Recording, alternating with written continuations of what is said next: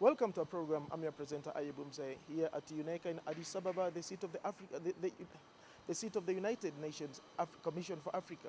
But you can see now the emerging economies. China, that's why China has become #2 in terms of economics on the world, because the first one is United States with a GDP of 15.3 trillion, and China is coming with a GDP of about 5.8 trillion. It has overtaken Japan, which has something about 5.1 trillion.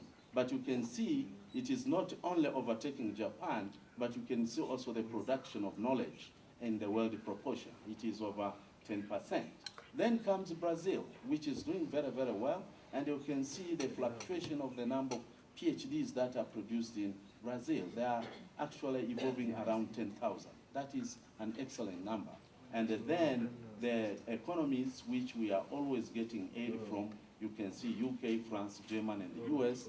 US is the giant, as I told you, with a GDP of about 15.3 trillion, but it is also leading because it is the one producing around 28% of the global knowledge. So Africa and our parliaments, they need to know this and engage themselves towards that. And then it is sometimes very discouraging if you see that, oh man, I think we are serious in a meeting on phones. I think in other meetings they say switch off your phones, isn't it? Now here, South Korea and Africa, you see that it is a shame that South Korea is beating the whole of the African continent, producing 1.6 times the African continent. If you take SADC, our SADC, 15 countries, 0.7 of the world's publication, we are beaten by one country, India, which produces 2.9. So this is, we hope this forum is trying actually to adjust this and make Africa very competitive. Now, if you are doing science, you are in technology, you want to go into innovation, we have also the other parameter that we have to use as an evidence that you are real productive is the number of patents, because you have to commercialize. And the biggest patent office where actually if you register yourself, you have the chance of getting investment to produce your inventions is the US Patent Office. You see there Africa about 207 was 0.1, and all of that was from South Africa. The rest of Africa, they had no registration at all, nothing.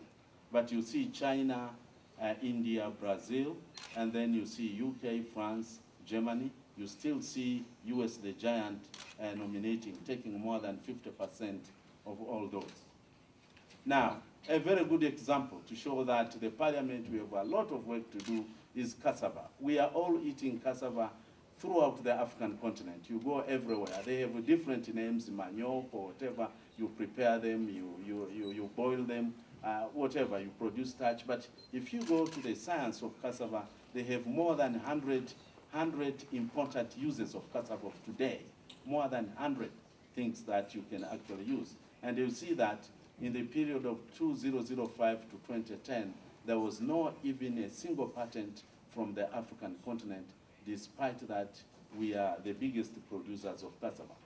Because of that, if you go back through time, because of the limited application of knowledge, you see that actually we are counting very, very little when it comes to the world trade from the time of independence around the 60s and up to when we went into the 21st century. So that is something that we need to be worried of. Now, the second I said, the African parliaments have to help us actually to have investment in the education sector. But besides the overall education sector, they also have to help us in heavy investment in research and development. Now you will see there, actually the speaker was asking about the 1% GDP which was decided upon by our heads of state and government. It is only South Africa which came close to 1%, maybe this year, but it is 0.93, that was to 2008, and the rest of the African continents, they are fluctuating between 0.1 to 0.6. So we have not even reached there. However, you have to see India, China, Brazil. They are above 1 or around 1. And then you can see the big economies, especially the United States. It is around 2.76. So this is very, very important. For us to move, we need the investment. Besides the education, now you have also to go into research and development. If we do that, then we should actually come up among, let's say, if we work very hard, among the 500 top universities of the world. That should be our zeal. And you can see by September last year, those are the top universities. United Kingdom has 4, and the rest are American universities. So for us to measure that we are really doing very well, we have to try and work very hard to compete with those ones. However, we take the best university in Africa, that is the University of Cape Town. You can see it is at number 161. 161 is not a joke. One to be on top of the 200 universities in the world is no joke. But you can see how South Africa is doing very well. The University of Cape Town is number 1 in the world, 161. The number of students, you are seeing them, the number of staffs, but the most important there is the endowment. You see the money that they have at reserve that anytime if things go bad, they can go there and use. And I'm not sure, most of the people are from the parliaments here. Maybe that money that is put somewhere aside at the University of Cape Town is higher than most of the budgets of some ministries in African countries.